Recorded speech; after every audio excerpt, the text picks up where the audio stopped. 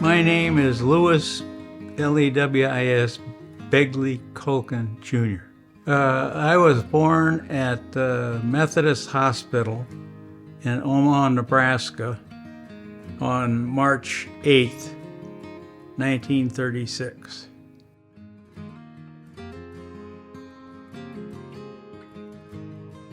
I grew up in several houses, which is going to take a whole explanation. But the first house where I lived when I was born was 4404 Wakely Street in Omaha, Nebraska. Then I lived at the 2050 50th Street in Omaha, Nebraska. Then I lived on what we called the farm, which I'll get into later. And then I lived at the duplex. I can't remember the address, but the duplex. And then we lived at 4219 Valley. My dad built a house there. And then we lived in Kansas. And then we lived back to Omaha. Then we lived at Sioux City, Iowa. Then we lived at Remsen, Iowa. Then back to Sioux City, Iowa. Then to Sheridan, Montana. Then I went to Wentworth Military Academy in Lexington, Missouri, so I'll cover that later. And I attended the University of South Dakota in Vermillion, South Dakota. And then I moved to California in 1956.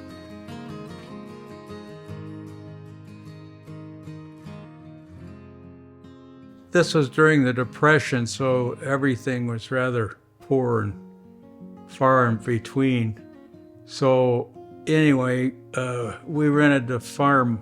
They called it the farm because it used to be, but anyway, my mom's parents, Grandpa and Grandma Peterson, my mom, my dad, myself, my cousin Sandy and her mother Winnie, and my uncle Pete. We all lived on the farm, and only two people had jobs. My dad had a job at the county paymaster's office. My uncle had a job as a runner for the Federal Reserve Bank in Omaha. The only other thing I remember was Esther. My Aunt Esther had married several times, and I think it was her second husband, ex-husband at the time, committed suicide in the car at the farm.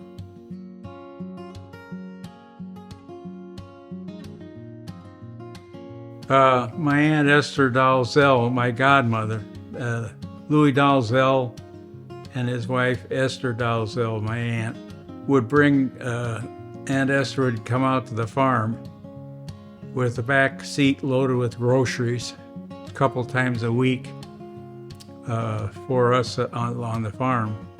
And that's one of the ways we were able to eat, was Aunt Esther and Uncle Louis feeding us.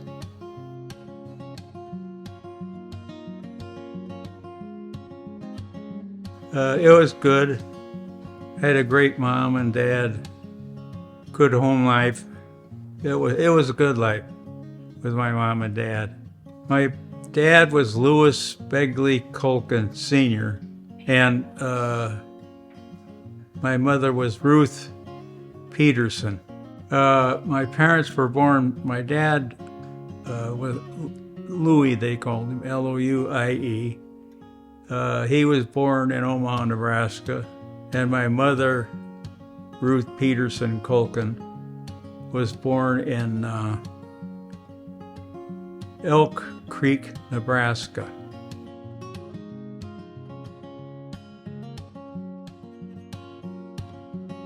Well, he was very friendly, outgoing. He was a salesman. He sold Caterpillar tractors, and so he was very friendly and because of his relationship with customers and so forth.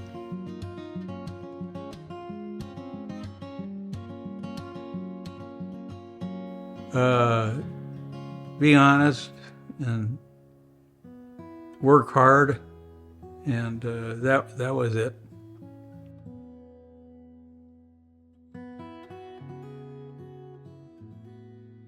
My mother was a housewife and always had good food. Loved to eat steak. I played high school basketball at Sioux City Central High School in Sioux City, Iowa. And she'd always have the night of games. She'd always have because the game would be about 7 or 8 o'clock at night. And she'd always have about 5 o'clock a nice big steak and potato and so forth. So she kept me well fed and was easy to talk to. I could share anything with my mom.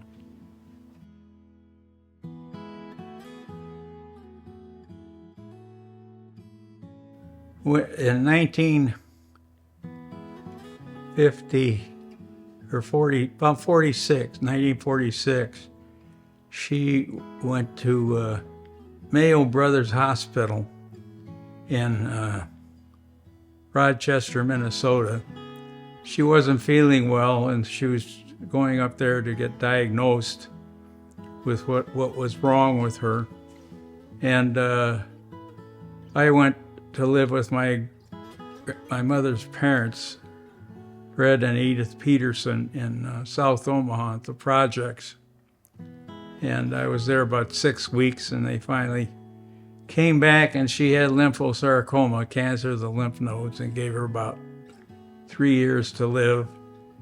But she made it all the way from 46 to 59. So she made it way past where they predicted that she'd die. And when I was in the Air Force overseas, it would be about December of 59, she passed away while I was there. But I got to come home on emergency leave. So rather than just come home for a funeral, I came home and was able to visit with her while she was still with us.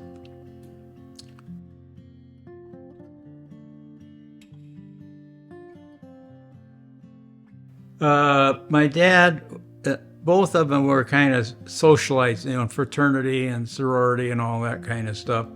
And so I think they met that way through the social network, if you will, of Omaha.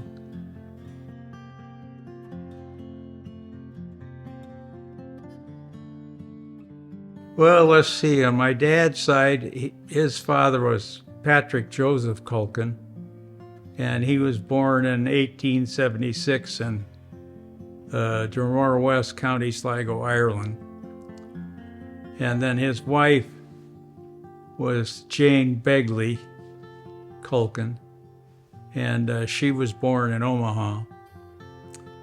And then my mother's side was, her father was Fred J. Peterson, and he was born in Tama, Iowa, in I think it was around 1886. And his wife was Edith Rowena Wagoner Peterson, and she was born in Pawnee City, Nebraska, in about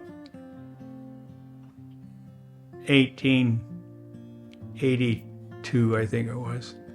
So that's my grandparents. My mother's father, Fred J. Peterson, he owned a construction company, and his dad was in the construction business, so he took over from his dad and the construction business and building highways, railroads, big things like that. Whereas Patrick Joseph Culkin was a clothing salesman. He sold clothing, men's clothing his whole life. And both grandmothers were housewives.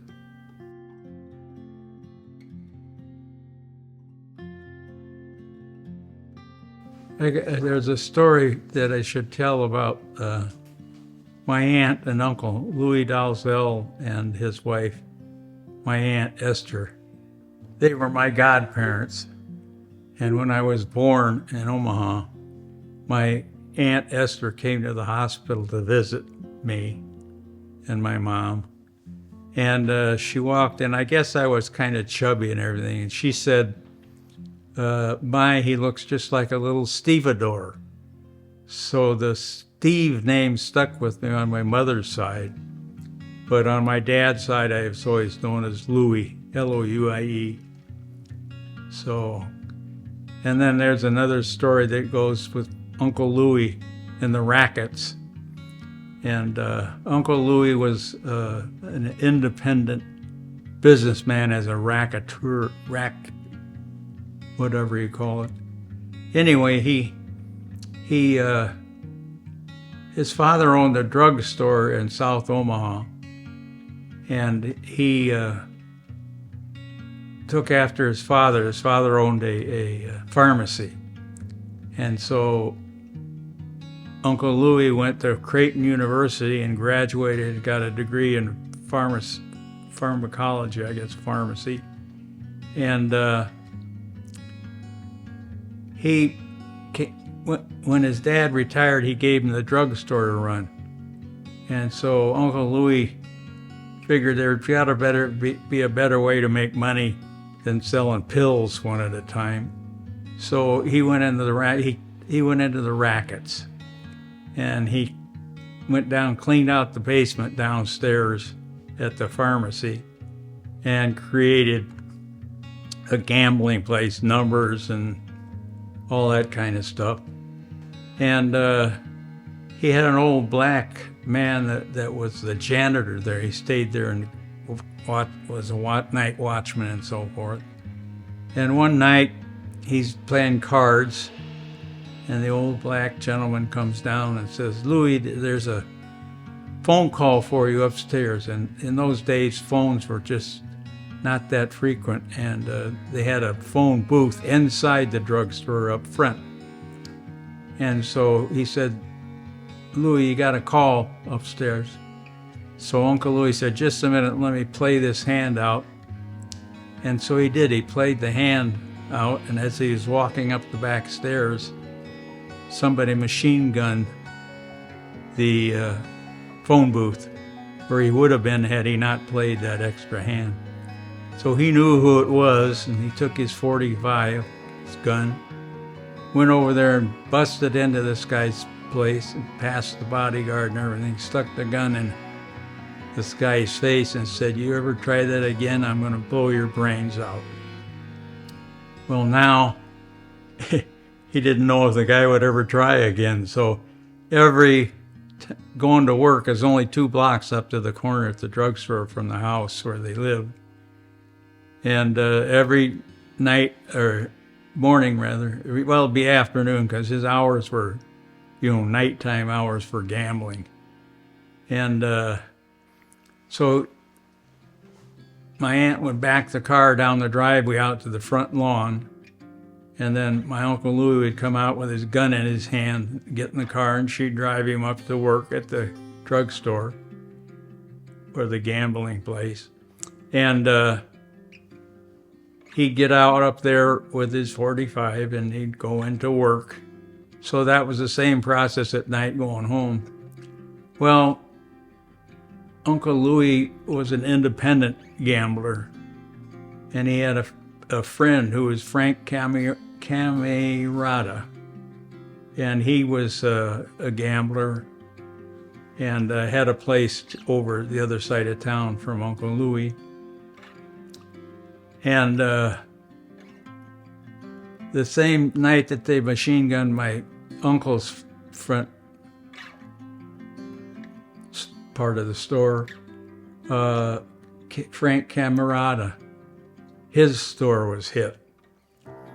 So basically, Uncle Louie had to go for a couple of months with the gun routine going to work. But then it seemed the guy that did that to the store was murdered. And I don't know this for sure, but my guess is that Frank Camerata, being a friend of Louis Dalzell's and being they owned a couple of investments together, gambling places. And I think that Frank had this guy killed. So they had a big funeral and everything, and all the mob guys from town. And their camarada, he was the head of the mafia in Omaha, and linked to Al Capone in Chicago through the Capone mob. That was the story about Uncle Louie and the machine gunning. There was a book that was published about the Omaha underworld, and I forget, I've got it here, but anyway, Uncle Louie never appeared in the book at all. Did he ever have any problems with like the mob bosses higher up because he was an independent, not part of? No, he got along with everybody. He was not part of the mafia per se. He was independent of that part, but he never had any trouble with anybody else. And since I went through that book and read that book, I never could find Uncle Louie in the book.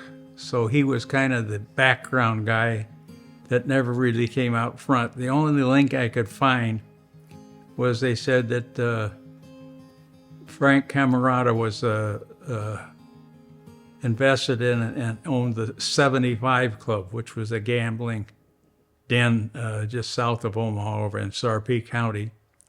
And the reason I could link that to it is my grandfather, my mother's father, Louis Dalzell's father-in-law,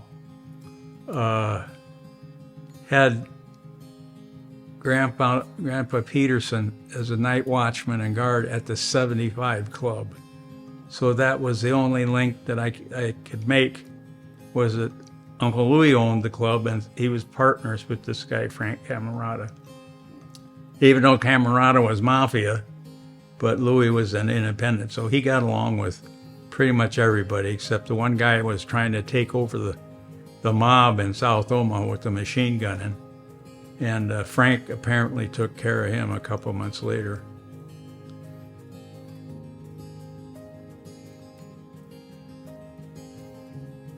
Well, it was Sandy and her mother, and then Uncle Louie and Aunt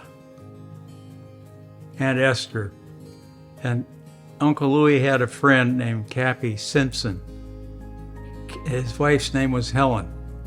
And Helen Simpson ran the best cat house at Omaha, South Omaha, Nebraska.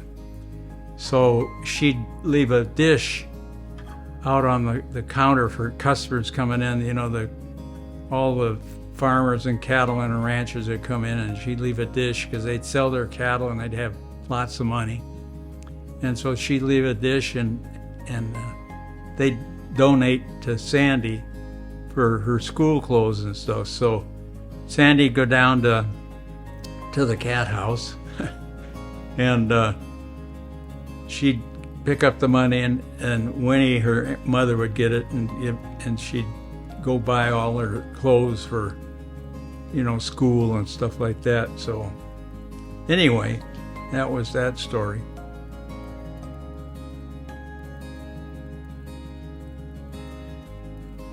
Well, the nicknames I had was Steve on my mother's side because of my aunt referring to me as a little stevedore. And that stuck on that side. And on my dad's side, it was Louie.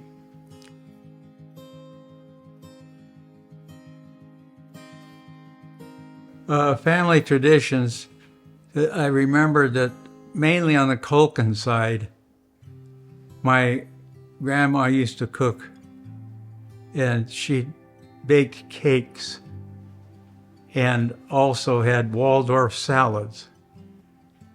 But on my mother's side, it was pies instead of cakes, and it was lettuce and tomato salad instead of Waldorf salad. So that was two differences that I remember from that. Typical holiday, Christmas and Thanksgiving, and that would be turkey, you know, mainly turkey. And we used to have big dinners at my Aunt Esther's in South Omaha. Uncle Louie and Aunt Esther's. And they'd have a number of guests. And one time they had a big Thanksgiving dinner.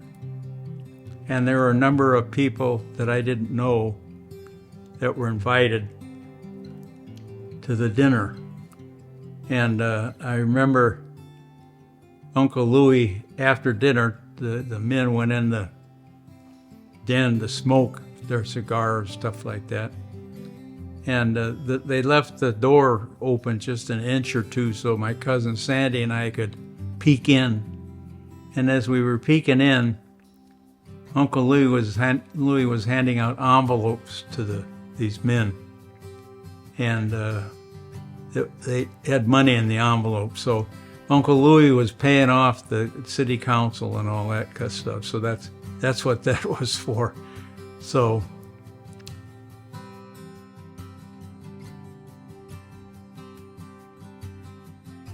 yeah, Miss Wickstrom.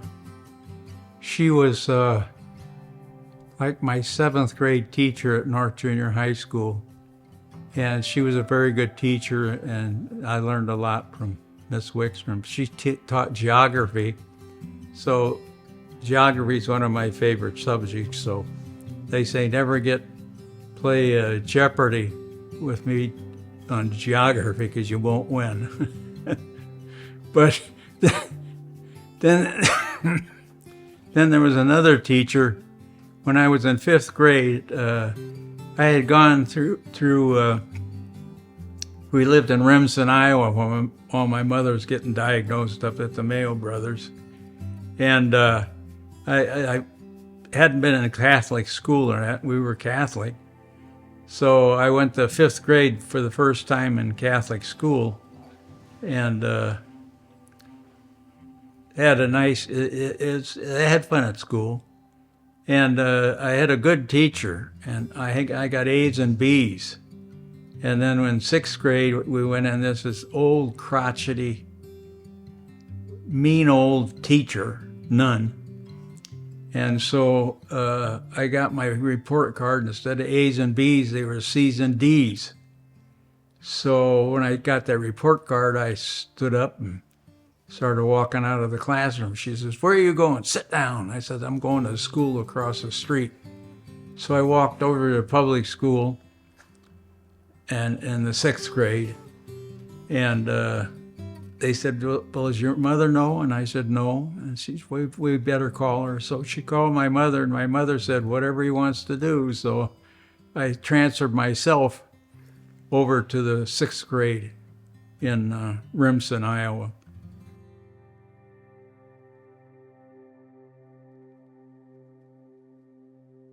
Well, with Wentworth, it was pretty straight-laced.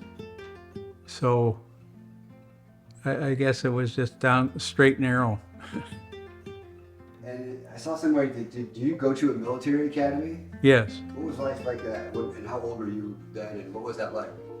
Well, let's see. I was, it was 1950, and I went to Wentworth. That was start of the freshman year. And I went there for 3 years, and the life was very regimented. And the only thing that helped me get through it, I think one of the things was the fact that I played athletics.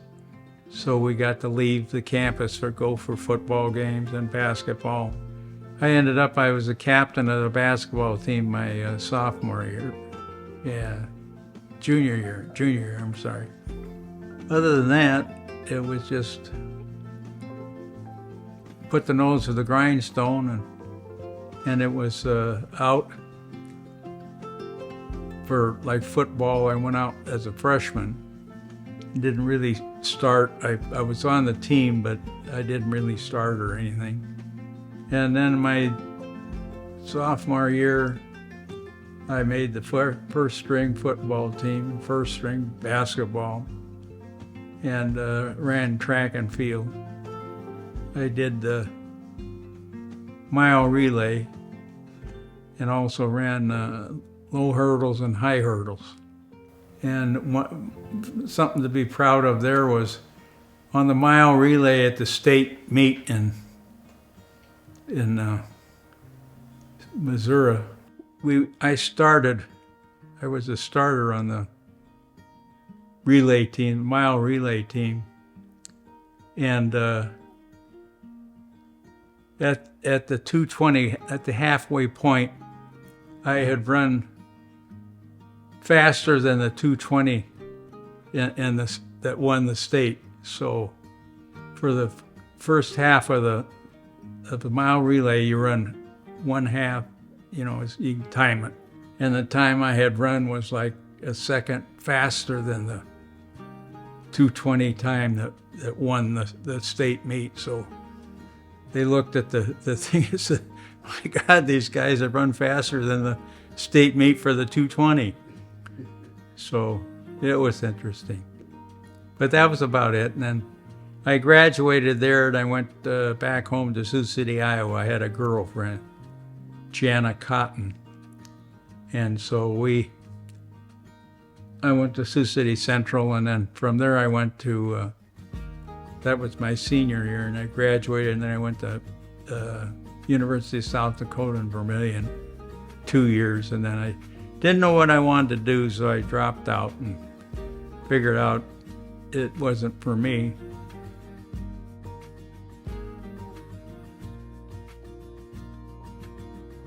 Well, I was transferred from San Angelo, Texas, from security service, which security service is all the communications stuff.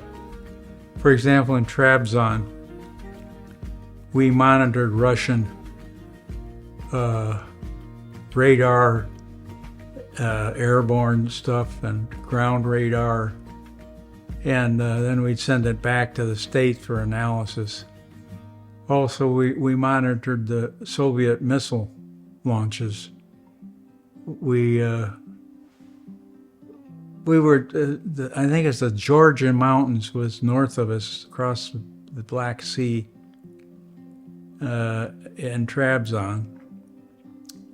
And so their IRBM, Intermediate Range Ballistic Missile, was launched from Kapustin Yar, and then their ICBMs were launched from Turatam in Kazakhstan. And so the Georgian mountains were just north of us, so we couldn't pick the missiles up until they cleared the horizon. So once they cleared the mountains, then they were transmitting telemetry and all that kind of stuff relative to the missile.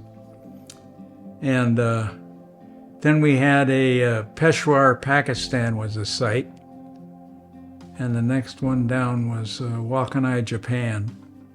So we would monitor the missiles launched, the IRBMs, intermediate range missiles, and they'd usually crash further downrange in Kazakhstan. But the ICBMs would come into North Pacific.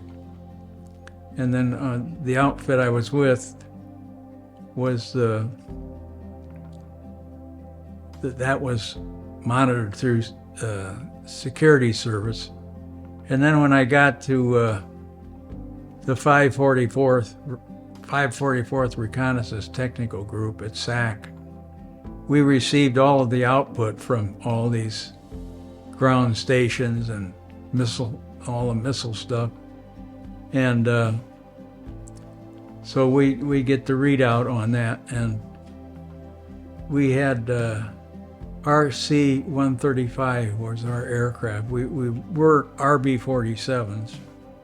And then that was phasing out, and we were going to RC-135s, which is a 4-engine jet. And I even saw them today. In today's world, I was watching some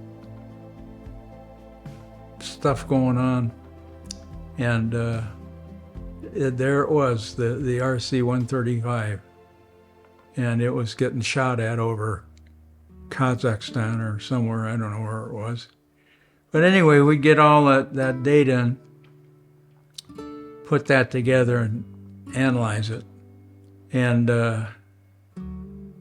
we had several specialty aircraft for the North Pacific where the ICBMs were coming in. And we had one aircraft had the whole right side of it was windows.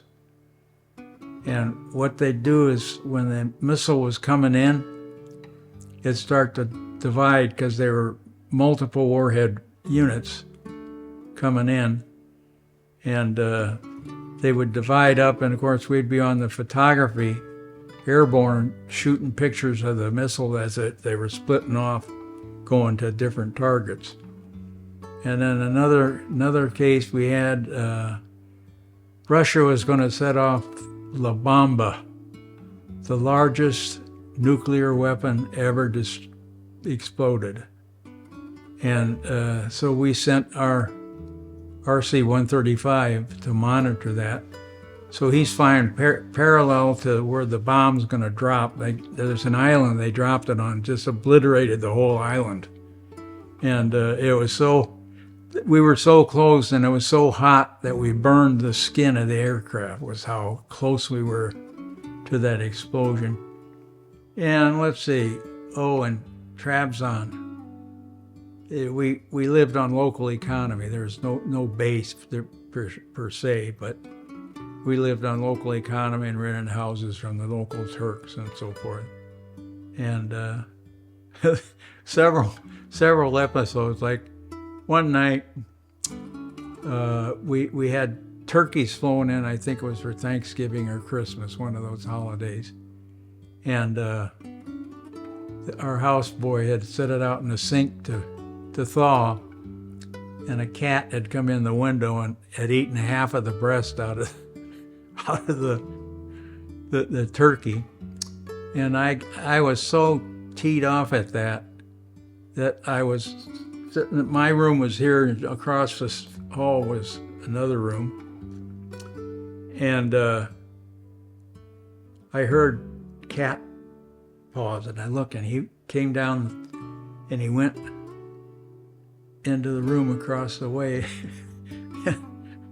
And I picked up Johnson. He had a 30-30, and I picked that up and aimed right at the tail hole of that cat and fired a shot right through it. It just blasted him all over the wall. So that was my revenge on the cat that ate our Thanksgiving turkey or whatever it was. And another one, we had neighbors across the street, locals, and they had kids. And they used to have. We had this one little kid. He's only 3 or 4 years old, but we called him the little idiot because he one day here he is with his sister, and he's got a hammer, and he's beating on his sister with his hammer. So the little idiot. So one day a crow came in, and they sat in our backyard, and Johnson opened the window. It had these swinging windows like this, and he opened it part way and just enough that he could get the barrel through the window, and it shoots this crow, and the feathers flew, this flying around, flopping around, and it flew over toward the little idiot's house and dropped in their courtyard. So in about 2 minutes, here comes the little idiot with this crow and drops him out in the street.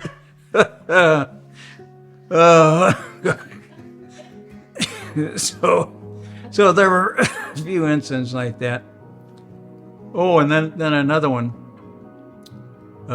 We were a remote isolated tour, and we worked three days, 3 mids, and 3 night shifts, and then 3 days off. And so we were taken off, and we took the 6-5. We call it the Blue Goon. It was painted blue and didn't have any windows in it because the Turk kids threw rocks at you and busted all the windows out. So we went up the coast a way to go swimming and on the beach, and we were messing around up there. And coming back, we've been drinking and we were pretty well blitzed. And anyway, we're coming down this hill, and the 6-by's got a governor on it, so it can only go about 50 miles an hour. But we kicked it into neutral, so we were coming down the hill in Turkey on the Black Sea. As you're going along, you go into a valley, and then you climb out up a mountain, then you go down into a valley, and so forth. And so 2 guys are sitting up on the top of the 6-by, and the rest of us were in the back, and a couple of guys up front driving and that. So he kicked it into neutral. Well, that took the governor off, and away we went. So we must have been going 60 miles an hour, and this buffalo wandered up on the road and we hit the buffalo. And luckily we hit him hard enough, and with that we had a big winch on the bumper, and it hit high enough up, it just threw the buffalo right up over the top, just missed the 2 guys sitting on top of the cab. Well, now, anything that ever happened when the Americans were out anywhere, the Turks would always blame the Americans. So this time we decided we're not going to fess up to it. So anyway, they never did find out who hit the buffalo. but what they did is the Air Force said, okay, no more local drivers, us, the airmen, no more Air Force drivers. And they hired local Turk drivers. And so anyway, it was rather scary because going up the hill, we had running back and forth, going up the mountain to go up the top of the Boz Tepe, which was a big mountain. And several times they'd have to pull up, back down, pull up, and then go around the corner and go up because it was so steep. And a couple of times the local Turk driver got it in neutral and started rolling back toward the cliff, and we said, oh shit. So we got out of there real quick. But anyway, so the local Turks started driving. Well, they drive the 6-by, the Blue Goose, down through town and go out to the west end, and then they cut across, and the highway went this way on that side of it, and then a couple of blocks, they'd go east. Well, the Turks would take all of our pop cans and beer cans, the aluminum ones and metal ones, and they'd flatten them out, weld them together, and make roofs out of them. So there's this one corner there where the 6-by had to turn the corner to make it from heading to go east and start up the hill. And there was this tea shop on the corner. And every morning there'd be the local Turks would be in there getting their sinbit, their round cinnamon type roll, and their chai, their tea. Well, here comes this local driver driving us in the 6-by. And as he turns the corner, he hooks the 6-by on the edge of the roof. And the whole roof was made out of welded metal cans all together and flat. And instead of backing up and getting around it, he just put it low and pulled forward, and the whole roof came down in the tea shop. And the local Turks were coming out all dust and dirt flying and coughing and everything. So they didn't have any trouble with the Turks. He just drove on. So that worked as far as that went.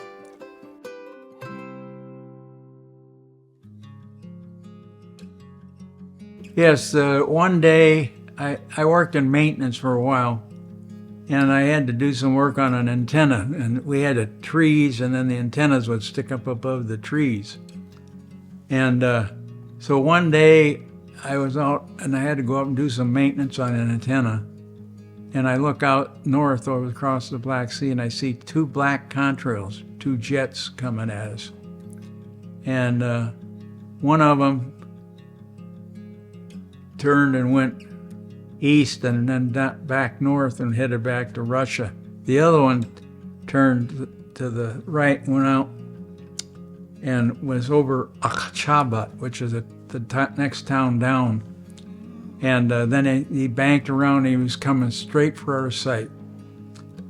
And he was so close, I swear I could feel the jet warmth going over me. But anyway, I'm up on the top giving him this bit. So somewhere in Soviet Russia, there's a picture of me probably giving him the sign.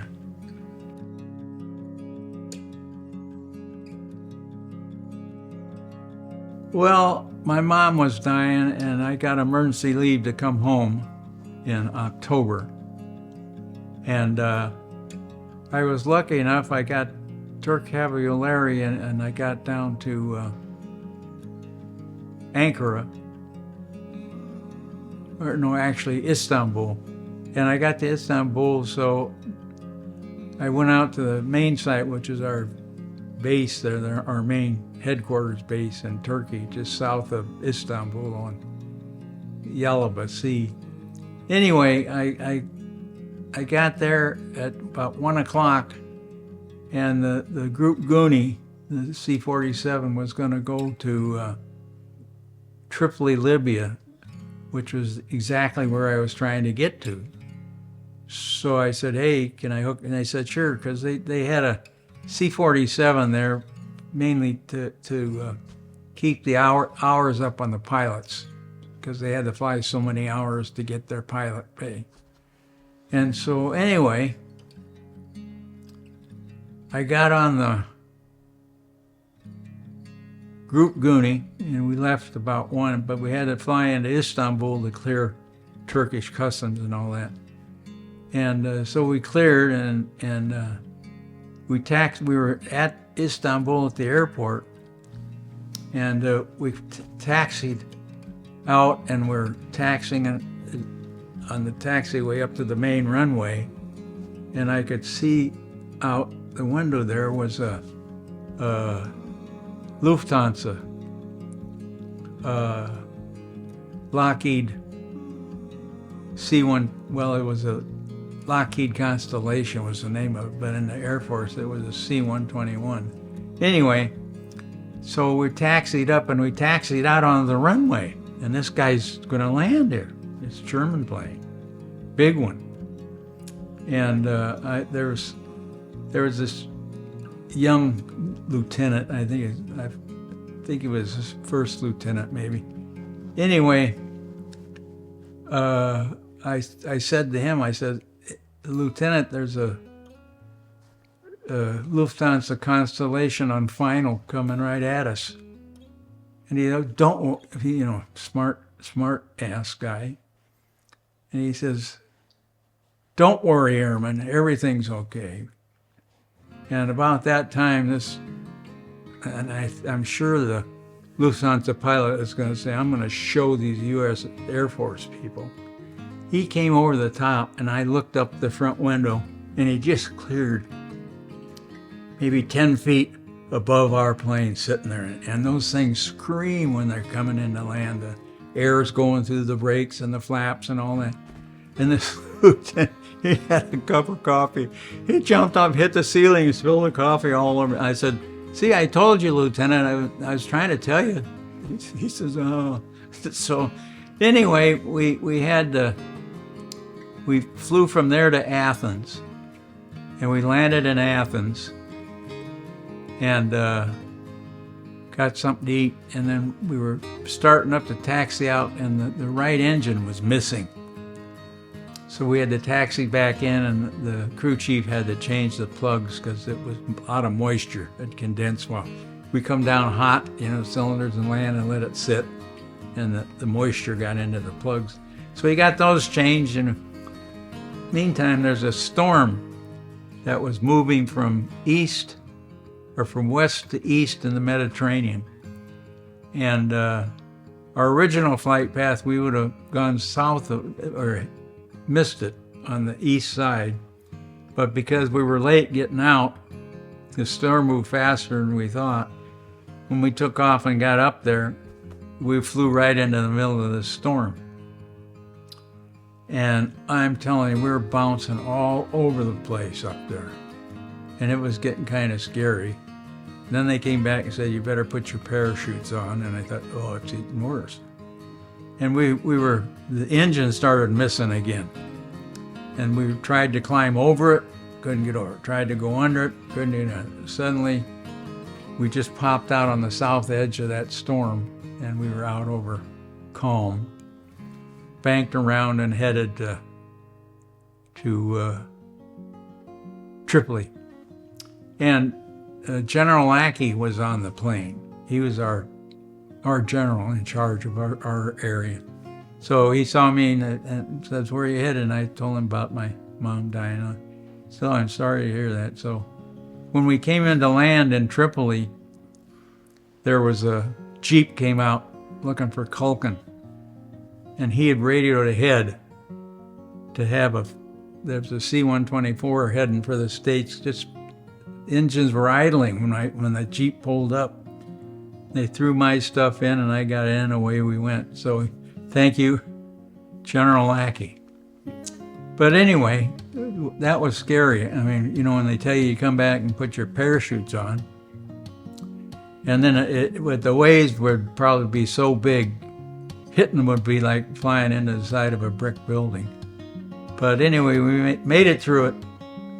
Then I got on Old Shaky. The C-124 was called Old Shaky because the engines rattled and the fuselage rattled. It was just a shaky old thing.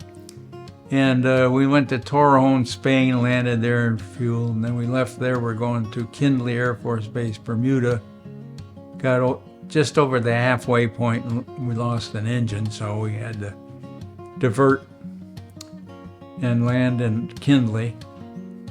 And then I got a C-130 out of there to Charleston Air Force Base and then took the bus. I think I flew into Omaha because my mom was staying with her sister, my Aunt Esther, in South Omaha at her house, along with their mother, Grandma Peterson. So I got 30 days at home, and then I flew back and got back, and I think I got back around the 1st of December, and about the 15th of December, my mom died. So I did get home and get to see her. And we've got a picture of my grandmother, my mother, me, Tricia, and Dee Dee. So 5 generations. So anyway, Tricia was my first wife. This is my second wife, Mary Ann. But Tricia was my first wife. We were married for, I think it's 21 years, and then divorced. She just passed away the 24th of August.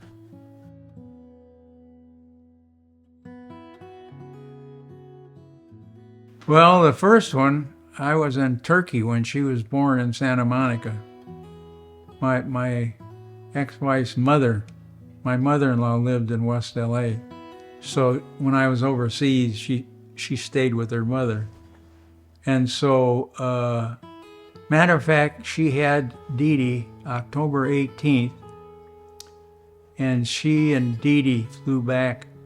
So I got to see my daughter when she was 2 weeks old, as I first saw her. Flew back to Omaha. Yeah, it was in Omaha because everybody was at Esther's house. My mother, my grandmother, my dad had driven back from Montana. So that was that one. And then the second one, my son, he was born in San Angelo, Texas. And I was at work when she called from the hospital. So I went in and got to hold him and everything. And then the third one was Jana. She was born in Culver City, California. So I was there for that. So I was able to hold her and everything. So my first wife and I, we were trying to figure out a unique name for our youngest daughter. And anyway, of course, my girlfriend back in Sioux City was Jana. And so she said, that's a unique name. I says, look, if you name her Jana, it's on you, it's not on me. So she said, okay, yeah. So we named her Jana after my ex-girlfriend from Sioux City.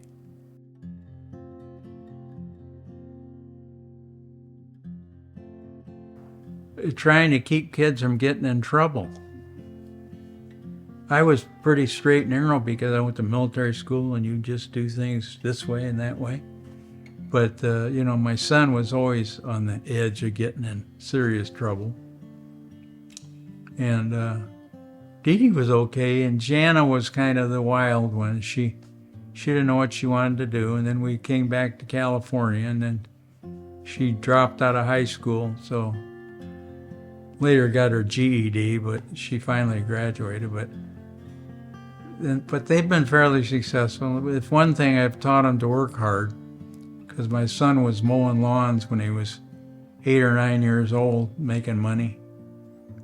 And the girls, Jana ended up in escrow. She was an escrow officer in Canoga Park, that area, San Fernando Valley. And then Dee Dee had taken, she graduated high school, and I think she ended up working for a law firm while she was going to college in Connecticut, in New Haven. And then when we transferred out here to California, she went to work for this attorney, ended up running his office. And at one point, she said, I need a raise, and he says, I can't give you a raise. So anyway, she'd been out shopping and found a down in Century City, where the big money lawyers are.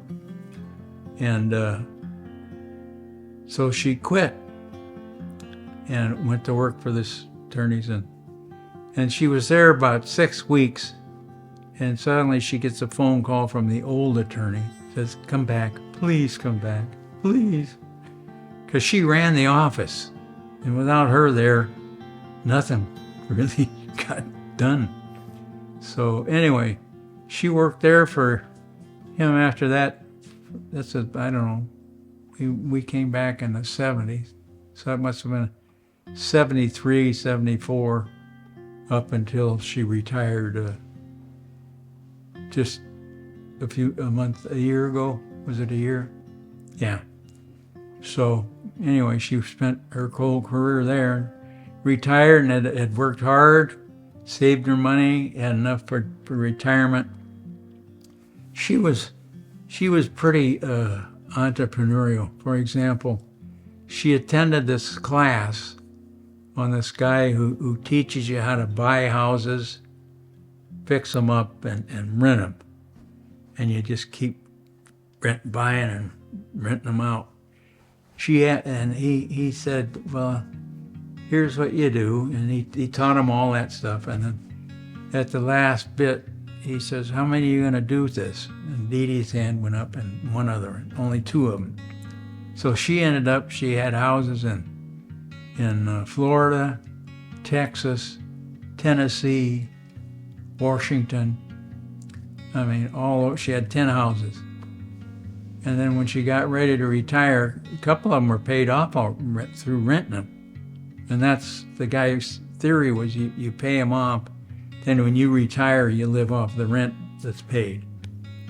So anyway, she got that all done. And then toward the end there, when she found out she was going to die, she sold off almost all of them except 2. I think they still got 2. They had a condo that they rented in the West Valley years ago. And the house that they live in. So they've only got 2 left. Dee Dee is my oldest daughter, and she was born while I was in Turkey. And we came back, and I worked as an engineering assistant out of Santa Monica, California for General Telephone. And so we moved. I got promoted from hourly to management. We moved to Downey, southern area. And then about a year after that, 2 years I think, I got promoted and transferred back to Santa Monica. And then I got promoted and transferred to Tampa, Florida, in the data processing end of the business as a user representative for data processing systems we were working on.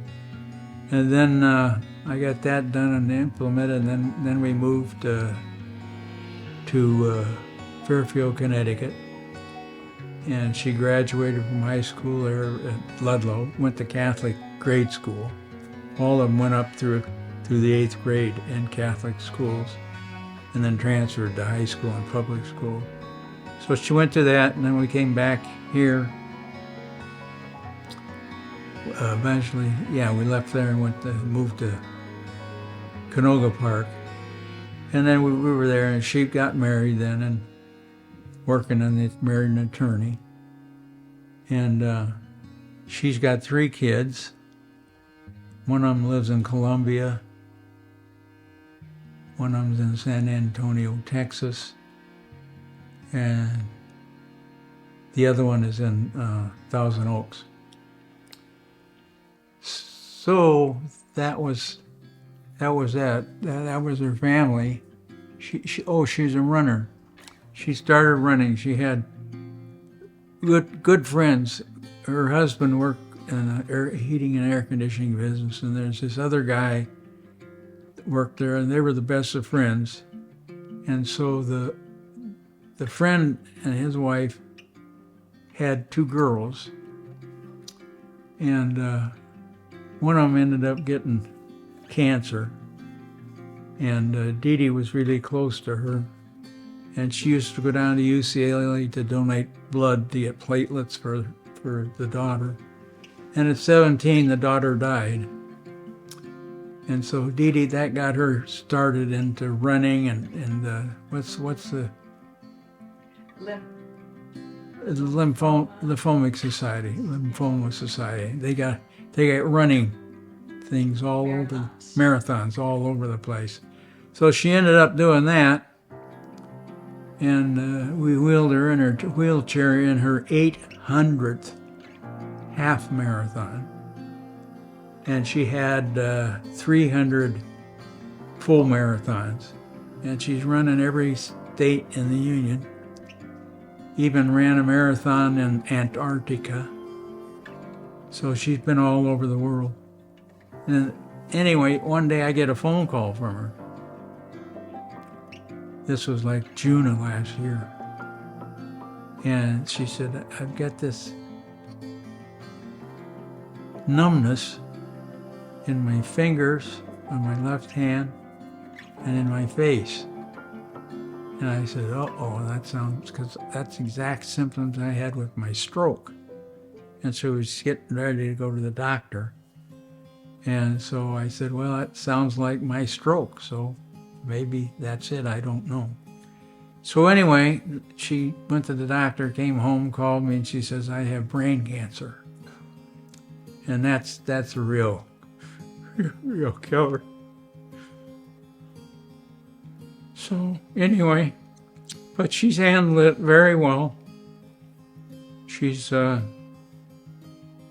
a lot. She has so many friends from her running days. I mean, she's got people flying in to visit her from, New York, Chicago, Florida, Denver, all over. They come in. And every time we stop by to visit at the house up there, it's loaded with her friends. So, but anyway, it just must be getting down toward the end, because in June of last year they gave her a year to live. So June of this year, she passed a year. July, August, September. So 15 months she's gone. So, but that's tough when you see your own child going to go before you go. And of course, they just fixed me up with my heart and everything. I'll probably be around another 15, 20 years. Oh, that's something I can talk about, my operations. No. Huh? Well, I've had five heart procedures, I'll call them. First one was to go in and they go up through the groin and into the heart to check it out to make sure that you're okay for heart surgery. So that's one heart process. The next one was to go in and replace the bovine aortic valve replacement. And then the next one was put in a pacemaker. And then the next one was the Watchman. And the next one was, it was a procedure for the throat, but they went in through, Esophageal. yeah, esophageal. They went in through there and could examine the exterior of the heart where this Watchman is. It's healing good. So that's 5 surgeries and procedures relative to the heart. So, and they're trying to get me off of Eliquis. They did that. Last time they checked, they dropped me off of Eliquis, which is a pretty heavy blood thinner and so forth. But and they put me on Plavix, which is another blood thinner, but less powerful and as the other one. And the idea is to get off of it. Yeah, and by putting the Watchman in, there's an area of the heart just like on the exterior, and that's where blood clots tend to collect. So the Watchman is a little plastic device that they insert on the exterior of the heart, I believe, around that little pocket, they say. And then that's supposed to fill in with skin and and tissue. And once that's done, then next January I'll be able to get off Plavix and just go to single baby aspirin a day. When they took me off of the Eliquis, when they took me off of Eliquis, they put me on Plavix and a baby aspirin a day. And I'll stay on the Plavix till January, and then it should be set enough that I can just go on baby aspirin. So, and I can get off all these blood thinners that do all this stuff to you.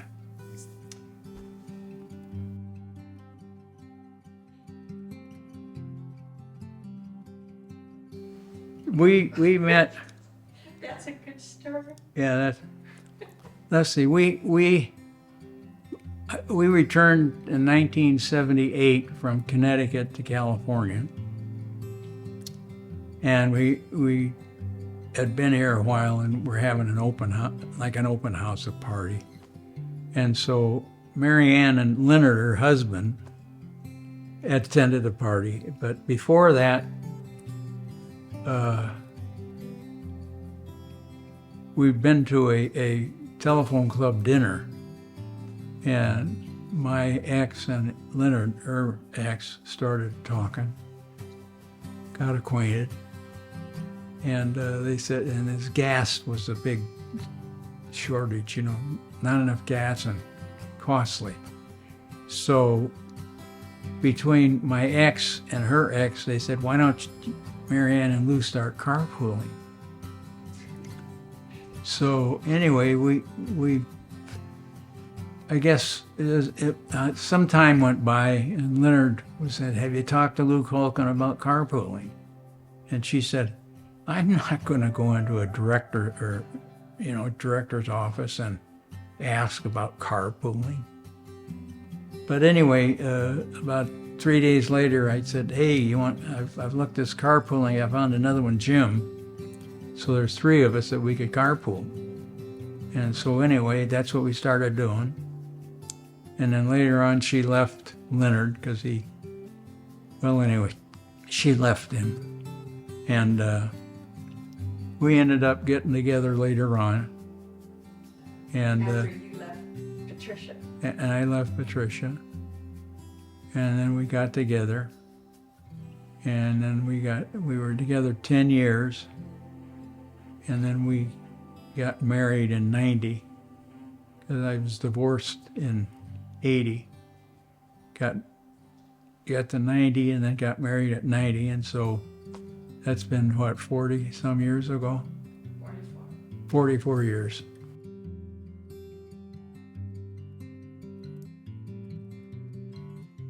Oh, yeah, we're in a hot tub. We're in the hot tub, and we were talking about going to Bullhead City we had a mobile home in Bullhead City. And so anyway, we were getting ready to go up there, and I said, well, we'll go through Vegas. And she said, what do you want to go through Vegas for? And I said, well, to get a marriage license. They don't have them except in Vegas, in that county, Clark County. She says, is this a proposal? And I said, it's as close as you're going to get. So we went through Vegas, and a buddy of mine, best friend, Dwayne, and his wife, Kayleen, and then another couple, Bob and Janice Kane. So Dwayne was my best man, and Janice Kane was her maid of honor. So we got married in Laughlin on the 16th green of the Emerald River Golf Course. And they wrote us up in. Oh yeah, and so when we called to try and set up an appointment there's only one judge there, Billy Mommee, Mommee, and so she was calling the office to try and arrange a time for him to marry us. And she called and was talking to the lady, and she said, well, there's several places that he won't marry, and that's a casino, or the boats that go up and down, and stuff associated with gambling. And Marianne said, well, would he accept the golf course? And she says, I think he might. So she checked with him. He says, sure, I'll marry him on the golf course, because it's outside and away from gambling and all the stuff. And so we got married on the 16th green, which had a lake, waterfall, really nice, and the river flowing by right there. Oh, they wrote us up because they didn't know what to do, where to write us up, So they wrote us up because the golf course was really great. They had a big limousine, like a golf cart limousine type thing. And so Billy Mommee was in it, and you and me and Dwayne and Kate and Janice. So anyway, he did it, married us on the 16th green. They wrote us up in the sports section because it was a golf course. So they didn't know where to put it, I guess, for marriage or whatever. But they wrote it up, and it was in the green, the sports section.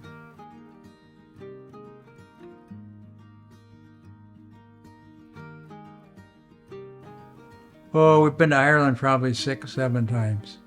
Because when I was working at GTE, they sent me to Birmingham, England to work our stand there with our sales, pitch and switching equipment and all that kind of stuff. So I went there and worked for a week, 5 days, I think it was. And my dad had passed away just before that, like whatever it was.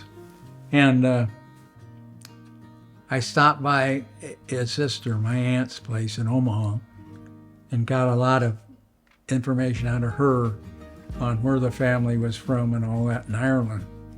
So I got that and took a week's holiday after I did my work in Birmingham.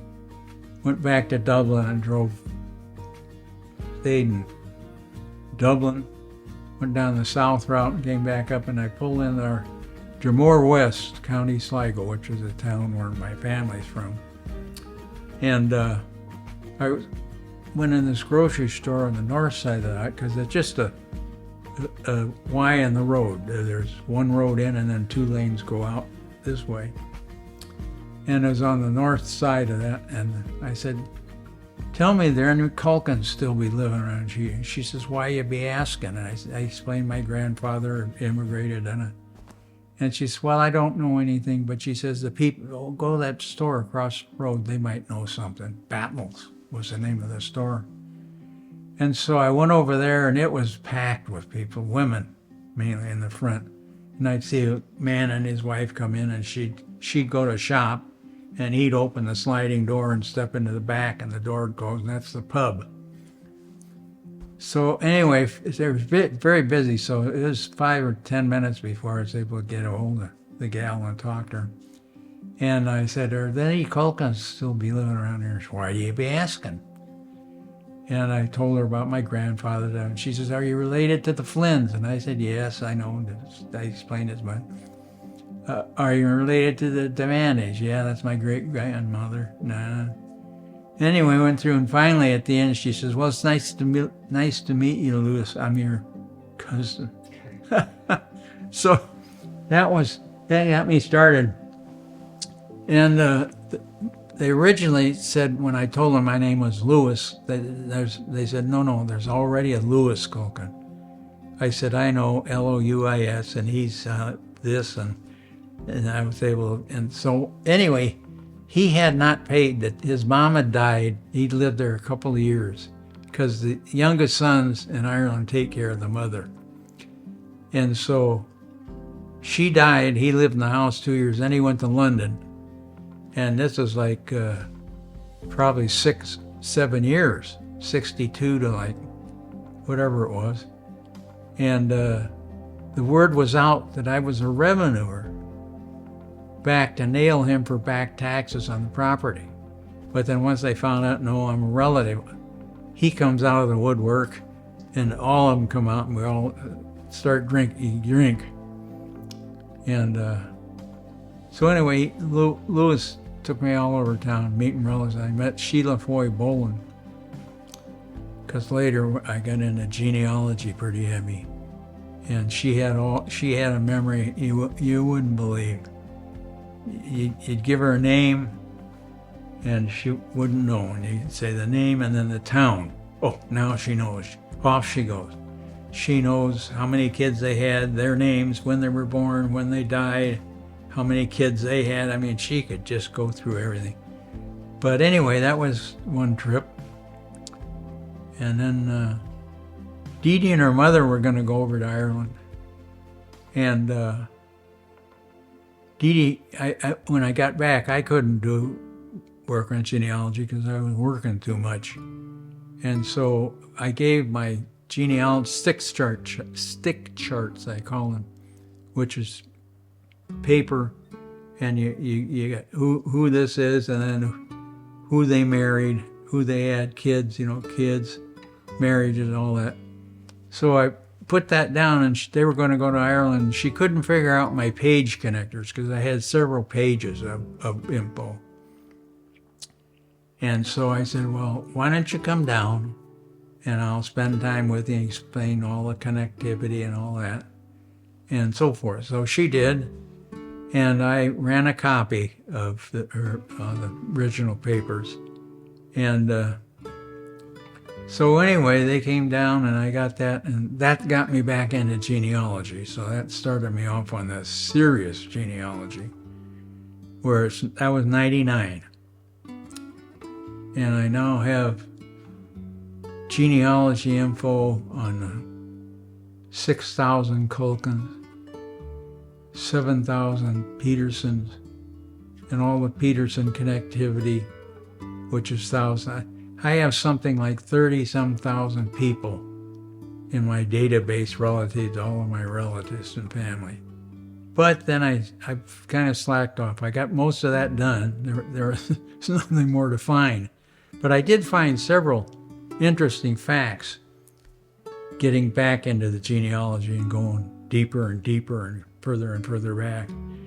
I worked back through my mother's side. Most of it's through my mother's side. And they're Stuarts. So I'm related to the royal family of England. And also I worked that back from there back to Robert the Bruce. Robert the Bruce and Wallace, they were the two people fighting England and the king. And there's two statues of them at the Edinburgh church or castle. On the left is that Robert the Bruce, and on the right is the Wallace. And Robert the Bruce is my 19th great-grandfather. So I was able to work that up. And his daughter, he had a daughter, and she married a Stuart, and that brought the king and all of that stuff into the Stuart side of the family. And then later on, Mary, Queen of Scots, did a lot of traveling in France. Well, there's not it used to be S-T-W-A-R-T, and there's no W in the French language. So they changed it to S-T-U-A-R-T, which is the name that went with the royal family. And I'm in the Stuart line on this side of family. So I am related back up through Mary, Queen of Scots, to the royal side of the family. I think the son, one of the sons, both sons of the current king, they're like a 22nd cousin, but it's way back. But nonetheless, if you gave a DNA test to one of those and me, they would find a connection. And and then the other thing, I kept running in the genealogy, the Flanagan family. In Flanagan, and I kept saying, where in the hell is Flanagan coming from? So I kept procrastinating, and finally I said one day, I'm going to go find out about Flanagan. So I did. And so what I ended up finding out, and the family said my grandfather and Flanagan were friends because they were from the same general area in Ireland. Father Flanagan. And so anyway, I ended up chasing that down. I've got several side stories that come in. That the first one is every morning before work, Father Flanagan, my grandfather, and this guy named Gordon would meet to have coffee for breakfast and stuff before they went off on their daily work. And one morning, Father Flanagan is talking about how he'd like to find another avocation other than just a parish priest, to which my grandfather replies, why don't you start a home for boys? So the original idea for Boys Town came from my grandfather, Patrick Joseph Culkin. And then the relationship between the Culkins, the Begleys, and Flanagan is I started running that down. And it ends up that my grandfather, Patrick Joseph Culkin, and my grandmother, Jane Begley, they were Father Flanagan's aunt and uncle. And so that makes my dad first cousin with Father Flanagan, and me, I'm first cousin once removed. So I'm related to Father Flanagan through marriage, but I'm still related. Oh yeah, in Boys Town, my My dad's brother was Ren Leo Culkin, and he was a stamp collector. He used to work at the Omaha Bee, and letters that come into the Bee with stamps on them. He'd cut the stamps off, soak them, and do all the papers, And so he started his own stamp company. And then World War II came, and he ended up a fireman at the Martin Bomber plant in Omaha. And eventually he worked his way around where he became the stamp and coin curator at Boys Town, Nebraska. And one of the things he did was he put together a globe. I mean, it's probably that big, that huge. And he stamps all over, different world. The African stamps got African, Egypt, this. So anyway, that was the start of that. Oh, yeah, and my Uncle Ren, who was a stamp and coin curator at Boys Town, when my mother was pregnant, he started a first day cover collection for me, who I'm not even in the world yet. And what the first day covers is, they're a regular envelope, but it's the issue of the stamp. It's a new stamp, and there's an engraved envelope, and it's from the city where the stamp was representing, and all that, and they put together. And then, so he subscribed to that, and I stopped collecting about 85, 86, somewhere in the late 80s. But I had every first day cover stamp, which is every stamp in the U.S. since 1936 through 1980 something. And so I stopped collecting. I wasn't into it anymore. So we had all these volumes of books in there with first day covers in them. And so what we did was we decided to donate them to Boys Town in my grandfather's name. So we had to go through we had to get the whole collection evaluated and validate, all kinds of stuff. So they did that, and I don't know, I think, what was it? I don't know how much it was. It was like 10,000. 12,000 was the evaluation. So we donated to the Boys Town, and were able to take a tax deduct.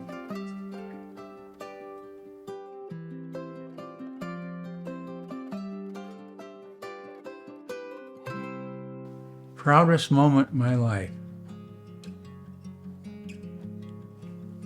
I think when we straightened out Santa Monica Division.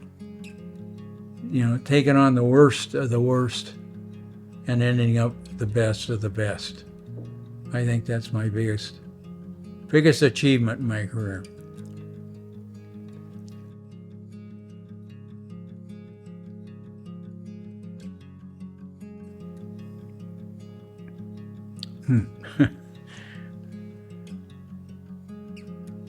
Well, as a friendly, honest, open person,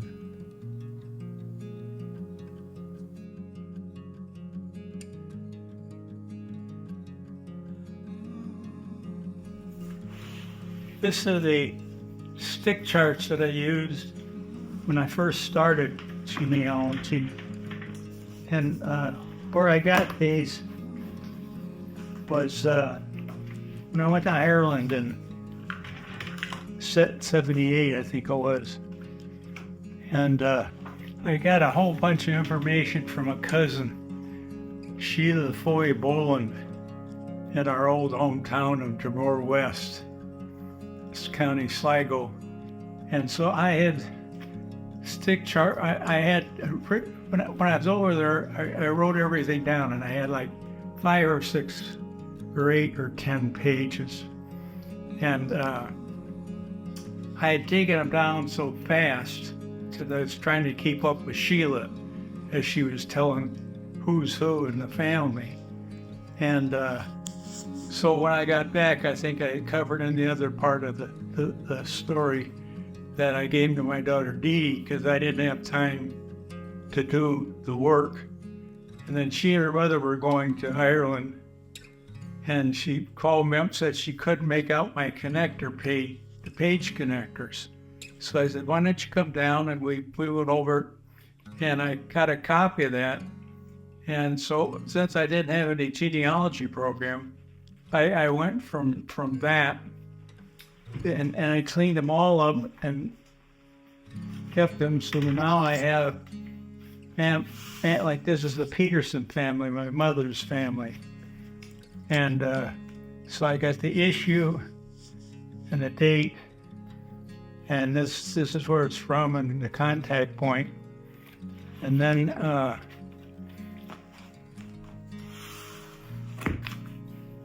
what I do is I go to,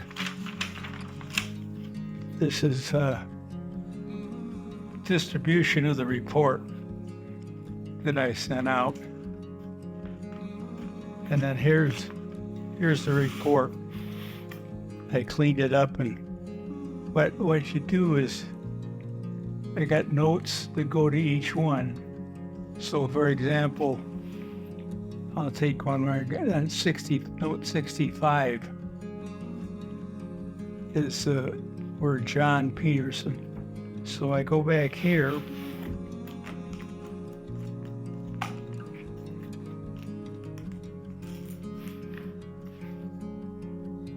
and here,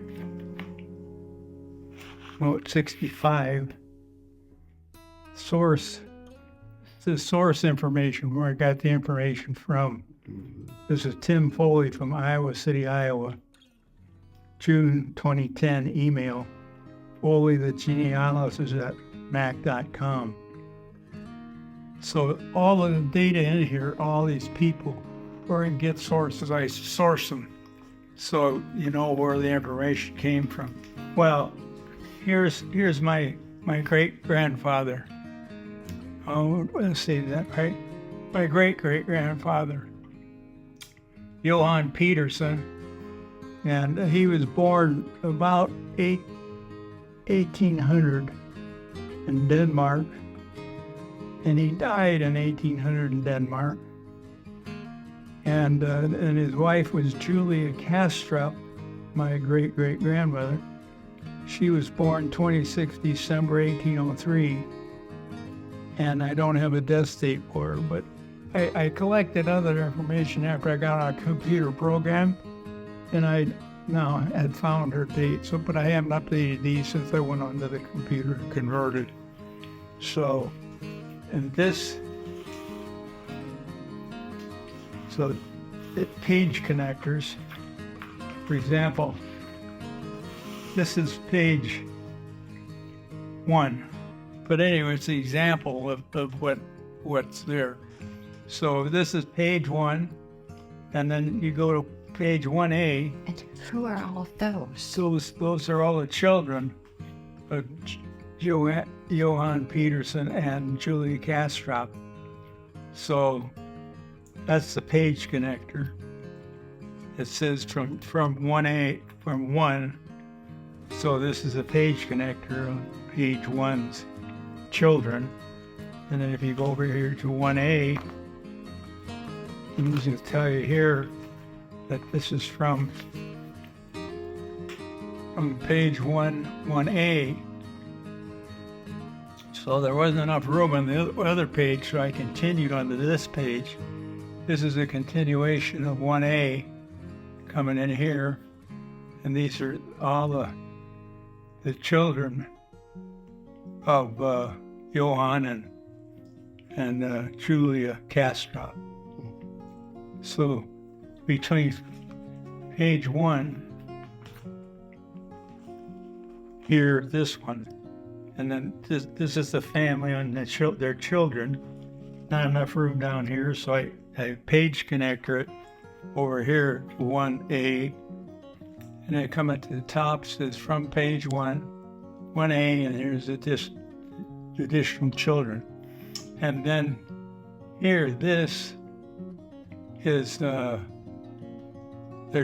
children. You go to page Yeah, I'll start here. Page 2 is page 2. Here's page 2. And then here's Dora Peterson and Sidious Thompson.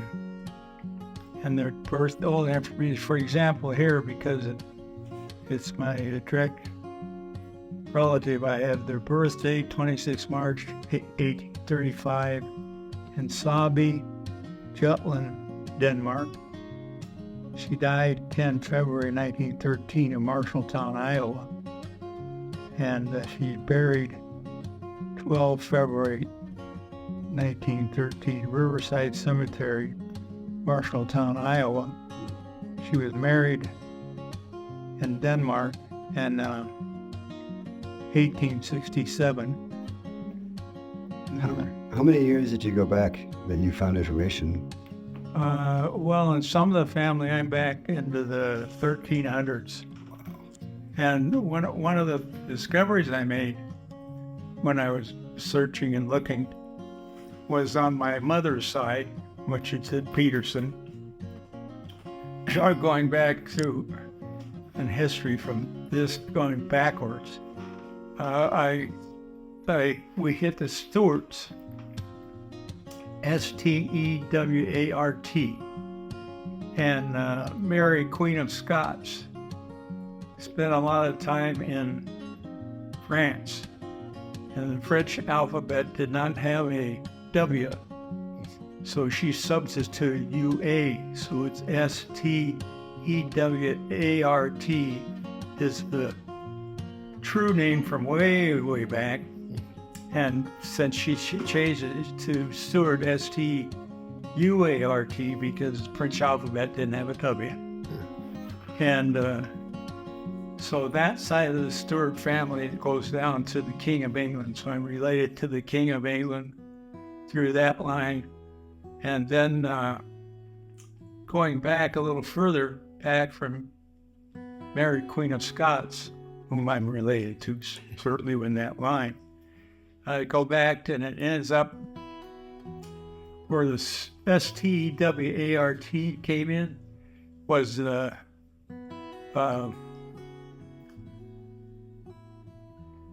Robert the Bruce. Robert. Yeah. He had a sister who married a Stewart, so that's where my Stewart family comes into that line. But I am connected out to the Stewart family, Stuart, through Mary, Queen of Scots. How many generations does that go back to the 1300s? How many generations do you think that is? Well, Robert the Bruce is my 19th great-grandfather. Wow. And he has this in Edinburgh, Scotland. There's 2 statues in front of the church. The one on the left is Robert the Bruce, and the one on the right is, help me out. William Wallace? Yeah, William Wallace. So that was the time, and they had, there's a movie was made. And Braveheart. Braveheart. Yeah. And Robert the Bruce was in some of that, but most of it was about the other guy. William Wallace. Yeah. William Wallace, yeah. And so anyway, but I go back further than that. I go back to like 300 something. Anyway, another part of that same storyline was my grandfather was Patrick Joseph Culkin, and he left in 1895, and he landed in Philadelphia, and then he had an uncle, Patrick Culkin, in Rockford, Illinois. So he migrated to Illinois, and then he had another uncle, Patrick's brother, John Culkin. He was they were in clothing sales in Ireland, so they just brought that over here with them when they came. And Uncle John had a men's clothing store in Carthage, Illinois. And so Grandpa, Patrick Joseph Culkin, went to John's house. I think he stayed with Patrick the first year or two, and then he went back to Ireland. And then he came back, and we came back, he went to Uncle John's. And then from there, John Flynn had been the first one to come over within the family. And he went home or he went through there and ended up in Omaha. Well, I kept finding the Flanagan kept appearing. And then said, "Where's Flanagan? And I kept putting it on. Finally I said, "Darn it, I'm going to write down and find out who these Flanagans are." And the Begley tree, my grandmother, is where they appeared. And so, anyway,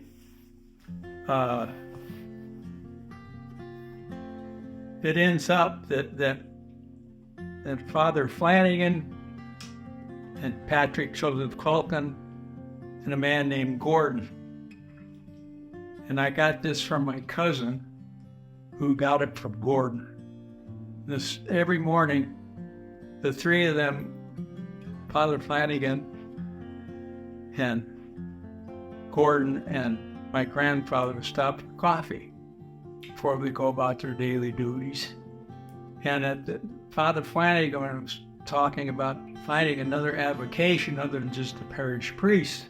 Because my grandfather responded, "Why don't you start a home for boys?" So I don't know if you know about Boys Town, Nebraska, but it's a famous city now of orphan children and so forth and abandoned and that time. So the idea to start Boys Town was my grandfather's. And so, and later I ran it down and got my connectivity to him. And my dad was Father Flanagan's first cousin. And